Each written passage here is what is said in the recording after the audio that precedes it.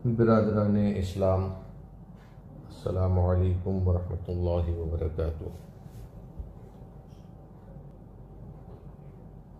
नहमदुहु व नुसल्ली अला रसूलिहिल करीम, अम्मा बअद, फ़अऊज़ु बिल्लाहि मिनश शैतानिर रजीम, बिस्मिल्लाहिर रहमानिर रहीम।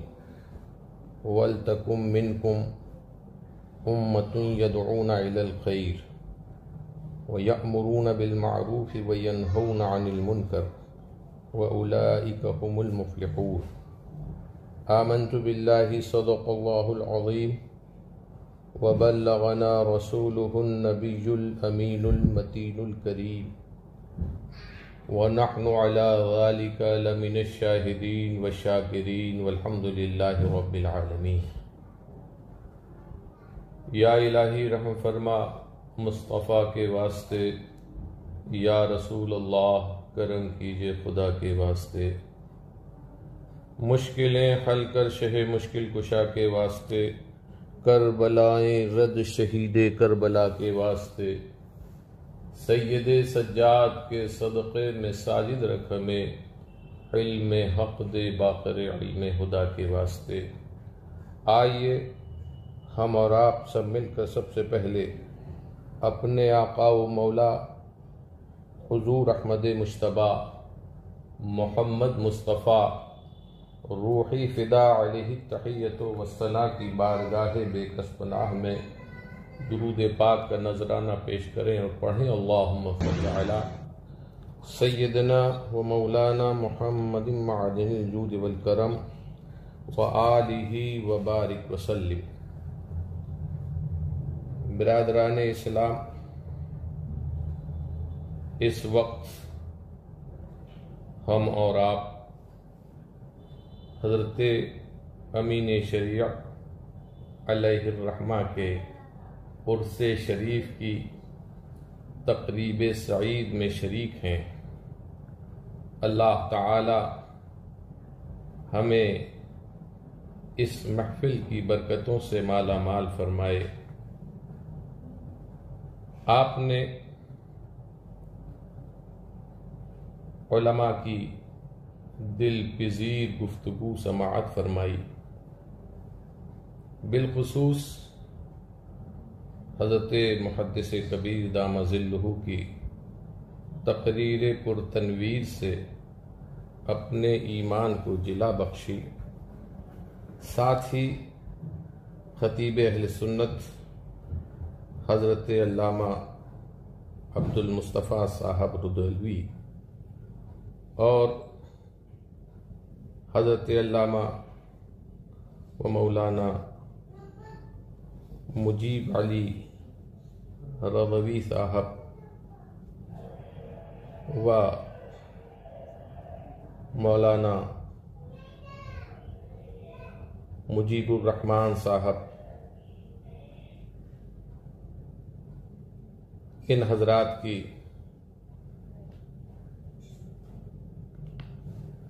दिलपज़ीर गुफ्तगू आपने समाअत की और नातो मनक़बत भी आपको हमारे अहबाब ने सुनाई। अल्लाह ताला सब पर अपना फज़ल फरमाए। हम अपने तमाम उलमा के शुक्रगुजार हैं कि उन्होंने अपने पाकीज़ा वजूद से इस महफिल के हुस्न को दोबाला किया। अल्लाह ताला इन हज़रात के वजूद को सलामती अता फरमाए। बिलखुसूस हज़रत मुहद्दिस कबीर दामा ज़िल्लुहु जो आज सफ़े उलमा में उम्र में भी कबीर हैं, इल्म में भी कबीर हैं और मर्तबे में भी कबीर हैं और साथ ही उनका लक़ब भी मुहद्दिस कबीर है। अल्लाह ताला उनकी बड़ाई को सलामत रखे और उनकी उम्र में और सेहत व सलामती में बरकतें अता फरमाए। अल्लाह ताला का इरशाद गिरामी है कि तुम में, इसका तर्जुमा यह है कि तुम में एक ऐसा गिरोह होना चाहिए या गिरोह हो कि जो लोगों को खैर की दावत दे, खैर की तरफ बुलाए, नेकी का हुक्म करे और बुराई से रोके। व उलाइका हुमुल मुफ्लिहून, और फरमाया जाता है कि यही गिरोह, यही जमात जो है फलाह पाने वाली है। हज़रत अमीन शरीयत अलैहिर्रहमा की जिंदगी बड़ी पाक साफ सुथरी जिंदगी थी। आपने अपनी सारी जिंदगी इताअत व बंदगी में गुजारी और हर कदम पर कानून शरीयत का लिहाजो पास रखा। हक यह है कि आपने अपनी जिंदगी को खिदमत दीन और खिदमत खल्क के लिए वक्फ कर दिया था। न दिन का चैन, न रात का आराम, हर वक्त और हर लम्हा वो दीन मतीन की खिदमत फरमाते रहे। और उनका ये महबूब मशगला था कि अम्र बिल मारूफ व नही अनिल मुनकर, कि लोगों को नेकी पर उभारते अगर और बुराई और गुनाह के कामों से रोकते। इसकी बड़ी बरकतें हैं। इसका हुक्म है, सबकी ड्यूटी है, सब पर फर्ज है, हस्बे इस्तिताअत हर एक की ये ड्यूटी है कि वो अपने भाई को, अपने मोमिन भाई को नेकी का हुक्म करे और बुराई से रोके। इस पर अमल करने में अल्लाह का इनाम है और इसके तर्क पर अल्लाह का गज़ब है। अल्लाह के हबीब ने इरशाद फरमाया, कसम उस जात की कि जिसके कब्जे में मेरी जान है, या तो तुम नेकी का हुक्म करोगे और बुराई से रोकोगे, या फिर ऐसा अगर न करो तो अल्लाह का अजाब तुम्हें आ लेगा और हर खास व आम जो है वो उसमें गिरफ्तार होगा। यानी अगर इस ताकत रखते हुए, कुदरत रखते हुए गुनाह को न रोका और ये समझ लिया कि बस हम नेकी करेंगे, दूसरे की बदअमली से हमें कोई वास्ता नहीं, तो ये खाम ख्याली है और ये फासिद ख्याल है। ऐसा करने पर ये वईद आई है कि अगर लोगों के सामने गुनाह हो रहा है और उन्होंने उस गुनाह को न रोका ताकत रखते हुए, तो फिर अल्लाह का जब अज़ाब आएगा, उसकी पकड़ होगी, तो नेको बद सब उसमें गिरफ्तार होंगे। और अल्लाह के हबीब ने फरमाया, मन रआ मिनकुम मुनकरन फलयुगय्यिरहु बियदिही फइल्लम यस्तति' फबिलिसानिही वइल्लम यस्तति' फबिक़ल्बिही वहाज़ा अदअफुल ईमान।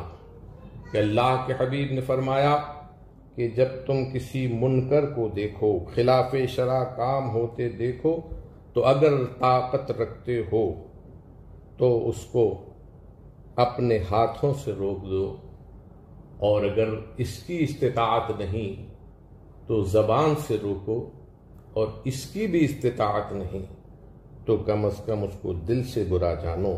और इसको फरमाया गया कि ये कमज़ोर ईमान की अलामत है। तो हज़रत अमीन शरीयत अलैहिर्रहमा ने बड़ी खूबी से इस फरीज़े को अंजाम दिया। बेनमाजी आया, उसे तंबीह फरमाई, नमाज की तलकीन की। एहतराम रमज़ान नहीं करता, उसको रमज़ान मुबारक के रोज़ों की फजीलत उस बयान फरमाई और उसकी तबीयत को आमादा फरमाया कि वो एहतराम रमज़ान करे और रमज़ान के रोज़े रखे। साहिब इस्तिताअत मालदार होते हुए साहिब निसाब है, ज़कात नहीं दे रहा है। ज़कात की फजीलत, उसकी बरकतें और ज़कात की अदायगी न करने पर वईदें और आदाब और उसके नुकसानात इस खूबी से बयान किए कि उसके दिलो दिमाग में वो बात घर कर गई और उसकी इस्लाह हो गई और वो ज़कात की अदायगी करने लगा। हज फ़र्ज़ है और हज को नहीं जा रहा है। हज़रत अमीन शरीयत रज़ियल्लाहु ताला अन्हु ने उसकी इस्लाह की। शराब नोशी करता है, शराब फरोशी कर रहा है, जुआ खेल रहा है, चुगली करता है, गीबत करता है, इन तमाम बातों पर आप सख्त तंबीह फरमाते और वो अंदाज के बात दिल में घर कर जाए। सिर्फ नरमी ही नहीं बल्कि सख्ती भी फरमाते, सख्त नाराज भी होते। और वो तरीका कि जहां जैसी जरूरत पेश आई वैसा सलूक फरमाया कि हज़रत शेख सादी अलैहिर्रहमा ने ये पैगाम दिया और ये पैगाम कुरान और हदीस से हमें मिलता है कि दुरुस्ती और नरमी बहम दर बेहस्त जो जर्राह रगजन व मरहम नेहस्त। इस पर हज़रत अमीन शरीयत ने अमल किया। अगर उसको उस पर सख्ती की ज़रूरत है और नश्तर चलाना, जैसे डॉक्टर अगर उसको ऑपरेशन की ज़रूरत है, चीरा लगाने की ज़रूरत है तो वहाँ चीरा ही काम करेगा। मरहम की ज़रूरत है तो वहाँ मरहम ही रखा जाएगा। और बास मरीजों की हालत होती है, न ऑपरेशन हो सकता है न कोई दवा कारगर होती है, बल्कि उस वक्त दुआ की जाती है। तो हज़रत अमीन शरीयत ने सख्ती भी फरमाई और प्यार से भी समझाया। और जब किसी को ऐसा देखा, इतना बिगड़ा हुआ पाया कि ना उस पर सख्ती का असर हो ना नरमी काम आए, तो बस उसके लिए दुआ के लिए, उसके हक में दुआ के लिए हाथ उठा दिए और रब्बुल इज़्ज़त की बारगाह में उसके हक में दुआ फरमा दी। तो देखने में आया कि दुआ का ये असर हुआ कि उसकी ज़िंदगी में तब्दीली आ गई। वो गुनाहगार था, नेकोकार हो गया। बेनमाजी था, नमाजी हो गया। रोज़ा न रखता था, उसके दिल में एहतराम रमज़ान पैदा हो गया। ज़कात की अदायगी करने लगा और साहिब इस्तिताअत होते हुए हज न कर रहा था तो हज के फरीज़े को उसने अंजाम दिया। जहां जहां आपके मुबारक कदम पहुंचे वहां इनक़िलाब बर्पा हुआ। पूरी बस्ती नाफरमान थी, उस मर्द हक के कदमों की बरकत से उस बस्ती में इनकलाब बर्पा हो गया। और क्यों ना हो, ये रब का इंतज़ाम है। हदीस पाक में आया कि एक मर्द सालिह, एक नेक मुसलमान की बरकत का ये आलम कि उसके फयूज़ व बरक़ात से उसके पड़ोसी 40 घर जो उसके पड़ोस में है, अल्लाह की रहमत उस बंदे सालिह की बरकत से अल्लाह की रहमत होती है। और 40 घर से मुराद 40 दाएं, 40 बाएं, 40 पीछे और 40 सामने। मतलब ये कि 160 घर। और ये तो एक नेक बंदे सालिह मुसलमान की बरकत है। और एक आलिम रब्बानी, उसकी बरकतों का क्या, अल्लाह और रसूल की उस पर कैसी रहमतें और बरकतें हैं कि फरमाया गया कि एक आलिम किसी बस्ती से गुजर जाए तो अल्लाह ताला उस बस्ती के कब्रिस्तान से अजाब को उठा लेता है और उस बस्ती पर अपनी रहमतों का नुज़ूल फरमाता है। हज़रत अमीन शरीयत रज़ियल्लाहु ताला अन्हु उन्हीं मुबारक उलमा में से थे। देखा गया है कि जहां जहां उनके मुबारक कदम पड़े अल्लाह की बरकतों का नुज़ूल हुआ। आज लोग समझते ये हैं कि पीर अगर मुरीद हुए और दुकान चलने लगी, मकान तामीर हो गया, तो समझ लिया कि पीर साहब जो है वाकई सच्चे पीर हैं। मगर हकीकत ये है कि पीर, सच्चा पीर वो पीर है कि जब उसके दामन को थामा तो अब मुरीद पर उसका ये फैजान जारी हुआ कि बेनमाजी था, नमाजी हो गया, नाफरमान था अल्लाह का, फरमा बरदार हो गया,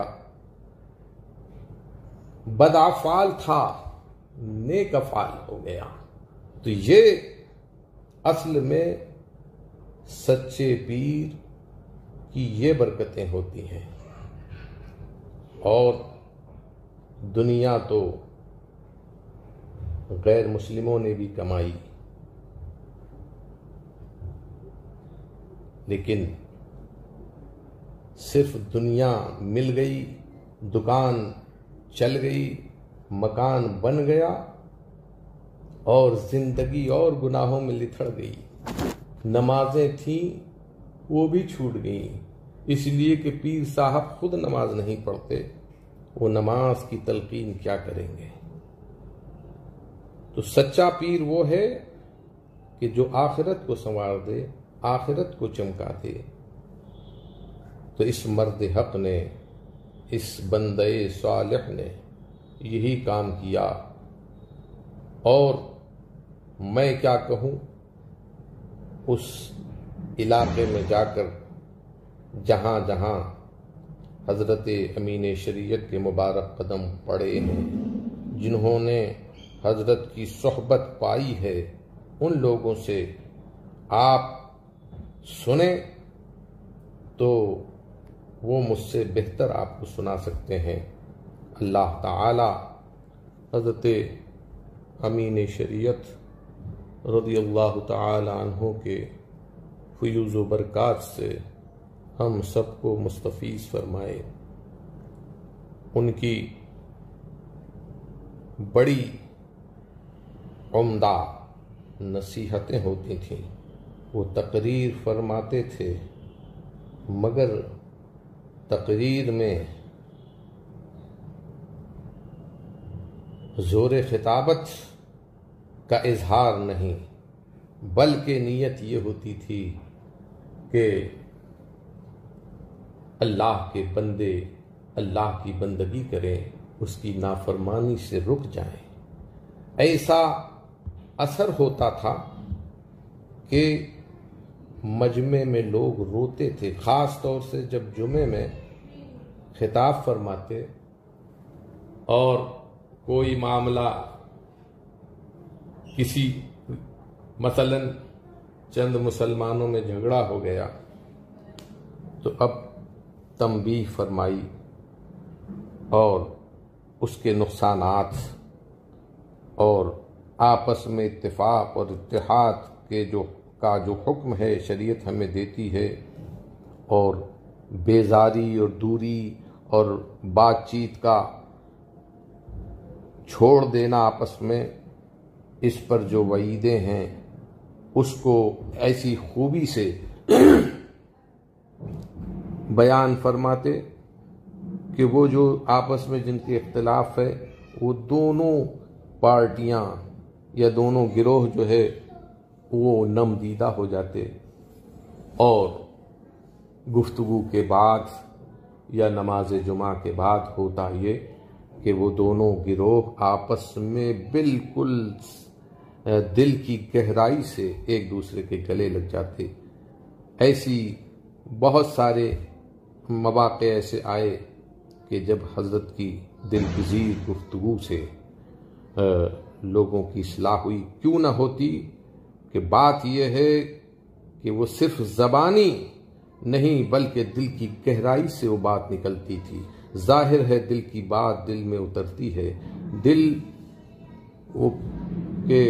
दिल से जो आह निकलती है असर रखती है, पर नहीं कुव्वते परवाज़ मगर रखती है। अल्लाह ताला हम सबको